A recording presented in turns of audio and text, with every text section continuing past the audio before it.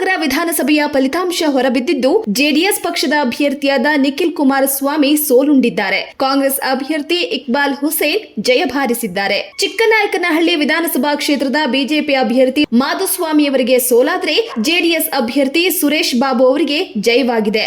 ಇನ್ನು ತೆರದಾಳ ವಿಧಾನಸಭಾ ಕ್ಷೇತ್ರದ ಬಿಜೆಪಿ ಅಭ್ಯರ್ಥಿ ಸಿದ್ದು ಸವದಿ ಕಾಂಗ್ರೆಸ್ ಅಭ್ಯರ್ಥಿ ಉಮಾಶ್ರೀ ವಿರುದ್ಧ ಅಭೂತಪೂರ್ವ ಗೆಲುವು ಸಾಧಿಸಿದ್ದಾರೆ. ಶ್ರೀನಿವಾಸಪುರ ಕ್ಷೇತ್ರದ ಮಾಜಿ ಸ್ಪೀಕರ್ ರಮೇಶ್ ಕುಮಾರ್ ಸೋತಿದ್ದಾರೆ. ಜೆಡಿಎಸ್ನ ವೆಂಕಟ ಶಿವಾರರೆಡ್ಡಿ ಅವರಿಗೆ ಜಯವಾಗಿದೆ. ಬೆಳಗಾವಿ ಗ್ರಾಮೀಣ ಕ್ಷೇತ್ರದ ಕಾಂಗ್ರೆಸ್ ಅಭ್ಯರ್ಥಿ ಲಕ್ಷ್ಮೀ ಹೆಬ್ಬಾಳ್ಕರ್ ಗೆಲುವನ್ನ ಸಾಧಿಸಿದ್ದಾರೆ. ಮುಧೋಳ ವಿಧಾನಸಭಾ ಕ್ಷೇತ್ರದ ಬಿಜೆಪಿ ಅಭ್ಯರ್ಥಿ ಹಾಲಿ ಸಚಿವ ಗೋವಿಂದ ಕಾರಜೋಳ ಅವರು ಹೀನಾಯವಾಗಿ ಸೋತಿದ್ದಾರೆ. ಆರ್ಬಿ ತಿಮ್ಮಾಪುರ 16,000 ಮತಗಳ ಅಂತರದಿಂದ ಗೆದ್ದಿದ್ದಾರೆ. ಇನ್ನು ಗಾಂಧಿನಗರ ವಿಧಾನಸಭಾ ಕ್ಷೇತ್ರದಲ್ಲಿ 500 ಮತಗಳ ಅಂತರದಿಂದ ದಿನೇಶ್ ಗುಂಡೂರಾವ್ ಗೆಲುವು ಸಾಧಿಸಿದ್ದಾರೆ. ಇಂಡಿ ಕಾಂಗ್ರೆಸ್ ಅಭ್ಯರ್ಥಿ ಯಶವಂತರಾಯಗೌಡ ಪಾಟೀಲ್ ಗೆಲುವು ಸಾಧಿಸಿದ್ದು, ಮೂಡಿಗೆರೆ ಕ್ಷೇತ್ರದ ಕಾಂಗ್ರೆಸ್ ಅಭ್ಯರ್ಥಿ ನಯನಾ ಮೋಟಮ್ಮ ಗೆಲುವು ಸಾಧಿಸಿದ್ದಾರೆ.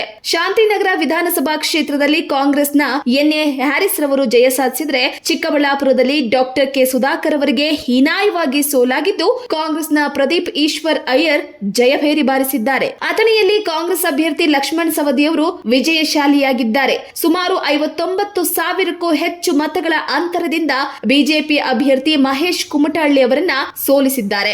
ಇನ್ನು ಐಹೋಲ್ಟೆ ಕ್ಷೇತ್ರವಾಗಿರುವಂತಹ ಕನಕಪುರದಲ್ಲಿ ಸಾಮ್ರಾಟ್ ಅಶೋಕ್ ವಿರುದ್ಧ ಕಾಂಗ್ರೆಸ್ನ ಬಂಡೆ ಡಿಕೆ ಶಿವಕುಮಾರ್ 1 ಲಕ್ಷಕ್ಕೂ ಹೆಚ್ಚು ಮತಗಳ ಅಂತರದಿಂದ ಜಯಶಾಲಿಯಾಗಿದ್ದಾರೆ. ಬಿಜೆಪಿಯ ಘಟಾನುಘಟಿ ನಾಯಕ ಬಿ ಶ್ರೀರಾಮುಲು ಅವರು ಬಳ್ಳಾರಿ ಗ್ರಾಮಾಂತರದಲ್ಲಿ ಸ್ಪರ್ಧಿಸಿ ಸೋತಿದ್ದಾರೆ. 21,000 ಮತಗಳ ಅಂತರದಿಂದ ಕಾಂಗ್ರೆಸ್ನ ಬಿ ನಾಗೇಂದ್ರ ಗೆದ್ದಿದ್ದಾರೆ.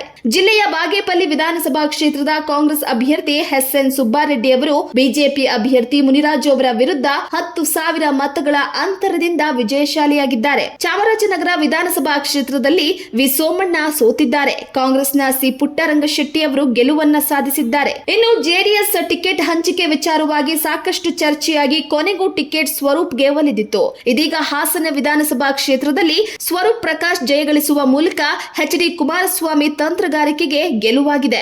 2 ದಶಕದಿಂದ ಬಿಜೆಪಿ ಭದ್ರಕೋಟೆ ಎನಿಸಿಕೊಂಡಿರುವ ಚಿಕ್ಕಮಗಳೂರು ವಿಧಾನಸಭಾ ಕ್ಷೇತ್ರ ಈ ಬಾರಿ ರಾಜ್ಯದಾದ್ಯಂತ ಸುದ್ದಿಯಲ್ಲಿದೆ. ಬಿಜೆಪಿ ಅಭ್ಯರ್ಥಿ ಸಿಟಿ ರವಿ ಪಕ್ಷದ ರಾಷ್ಟ್ರೀಯ ಪ್ರಧಾನ ಕಾರ್ಯದರ್ಶಿಯೂ ಆಗಿರುವ ರವಿ ವಿರುದ್ಧ ಸೋಲಿನ ಕಹಿ ಅನುಭವಿಸುವ ಎಲ್ಲಾ ಲಕ್ಷಣಗಳು ಕಾಣ್ತಾ ಇದೆ. ಇದಕ್ಕೆ ಕಾರಣ ಕಾಂಗ್ರೆಸ್ನಿಂದ ಕಣಕ್ಕಿಳಿಸಿರುವ ಅವರದೇ ಪಕ್ಷದ ಸ್ನೇಹಿತ ಎಚ್ಡಿ ತಮ್ಮಯ್ಯ. ಜೆಡಿಎಸ್ಗೂ ಕೂಡ ಕಾಂಗ್ರೆಸ್ ಬೆಂಬಲಿಸಿದ್ದು, ಅಲ್ಲಿಗೆ ಸಿಟಿ ರವಿ ಟಾರ್ಗೆಟ್ ಎಂದು ಪ್ರತ್ಯೇಕವಾಗಿ ಹೇಳಬೇಕಾಗಿದೆ.